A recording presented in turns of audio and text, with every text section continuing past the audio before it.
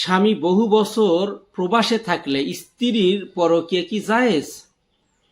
আজকের প্রশ্নটা অত্যন্ত সংবেদনশীল। একজন স্বামী যদি দীর্ঘদিন প্রবাসে থাকে তাহলে কি স্ত্রীর জন্য অন্য কারোর সাথে সম্পর্ক করা জায়েজ? আমি উত্তরে বলবো না, কখনোই জায়েজ নয়। এটি গুরুতর হারাম ও কবিরা গুনাহ। এ ব্যাপারে মহান আল্লাহ রাব্বুল আলামিন পবিত্র কালামুল্লাহ শরীফের 17 নম্বর সূরা বানী ইসরাঈলের 32 নম্বর আয়াতে কারিমার ভিতরে ইরশাদ করেন, ওয়ালা তাকরাবুজ জিনা ইন্নাহু কানা ফাহিশা। তোমরা ব্যভিচারের কাছেও যেও না, নিশ্চয় এটি অশ্লীল এবং খুবই নিকৃষ্টতম পথ। এ ব্যাপারে রাসূলুল্লাহ সাল্লাল্লাহু আলাইহি ওয়াসাল্লাম ইরশাদ করেন, লা ইয়াজনি জানি হিনা ইয়াজনি ওয়া হুয়া মুমিন। যখন কোনো ব্যক্তি ব্যভিচার করে তখন সে পরিপূর্ণ ঈমানদার থাকে না। এটা বুখারী শরীফের 2475 নম্বর হাদিস এবং সহিহ মুসলিম শরীফের 57 নম্বর হাদিস।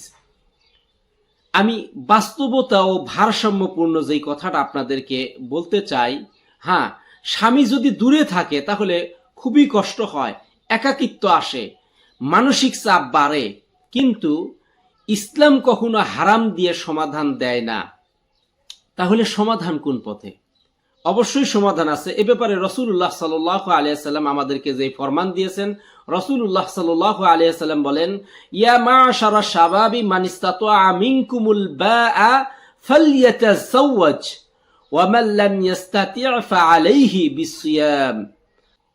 হে যুব সমাজ, তোমাদের মধ্যে যে বিয়ের সামর্থ্য রাখে সে বিয়ে করুক, আর যে পারে না সে রোজা রাখুক, কারণ তা তার জন্য ঢাল। রাসূলুল্লাহ সাল্লাল্লাহু আলাইহি ওয়াসাল্লামের এই হাদিসটা আমরা সহিহ বুখারী শরীফের 5066 নাম্বার এবং মুসলিম শরীফের 1400 নাম্বার হাদিস থেকে কোট করেছি। আমরা এখান থেকে যে বিষয়টা বুঝতে পারলাম, যারা সামর্থ্য রাখে তারা বিয়ে করবে, আর যারা সামর্থ্য রাখে না তাদের জন্য রাসূলুল্লাহ সাল্লাল্লাহু আলাইহি ওয়াসাল্লাম একটা ঢালের কথা বলে দিয়েছেন, সেটা হলো রোজা রাখা। অবশ্যই রাসূলুল্লাহ সাল্লাল্লাহু আলাইহি ওয়াসাল্লামের এই ফরমান যদি আমরা মেনে চলি তাহলে আমরা এই গুনাহগুলো থেকে বেঁচে থাকতে পারবো। আমি সমসাময়িক যে উদাহরণটা আপনাদেরকে দিতে চাই সেটা হলো, আজ মোবাইল, ফেসবুক, ইনবক্স, এখান থেকে শুরু হয় হারাম সম্পর্কের।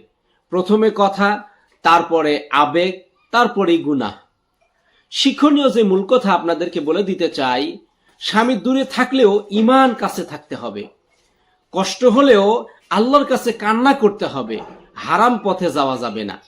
তাই তো আমি আপনাদেরকে বলি, প্রিয় ভাই ও বোনেরা, যেই বোনদের স্বামী বাহিরে থাকে, যেই ভাইদের স্ত্রী বাহিরে থাকে, তাদেরকে আমি বলবো অবশ্যই আপনি ধৈর্য ধরুন। আল্লাহ রাব্বুল আলামিন এই ধৈর্যের ফল আপনাকে এমন পুরস্কার দেবে যেই কথা আপনি কখনো কল্পনাও করতে পারেন না। এজন্যই তো আমার আল্লাহ রাব্বুল আলামিন পবিত্র কালামুল্লাহ শরীফের 2 নম্বর পারার 2 নম্বর সূরা বাকারার 153 নম্বর আয়াতে কারিমার ভিতরে ইরশাদ করেন, ইন্নাল্লাহা মা'আস সাবিরিন। নিশ্চয়ই আমার আল্লাহ রাব্বুল আলামিন ধৈর্যশীলদের সাথেই থাকেন। আমি আপনাদেরকে অত্যন্ত গুরুত্বপূর্ণ ছোট যেই শেষ বাণী দিতে চাই সেটা হলো, স্বামী বা স্ত্রী দূরে থাকতে পারে, কিন্তু আল্লাহ তো সব সময় আপনার সাথেই আছেন। আল্লাহ রাব্বুল আলামিন কিন্তু আপনার সাহারা রগের চেয়েও নিকটে। তাই আল্লাহকে ভয় করুন। অপরাধ করার আগে ভাবুন, কেউ না দেখলেও আমার আল্লাহ তো দেখছে।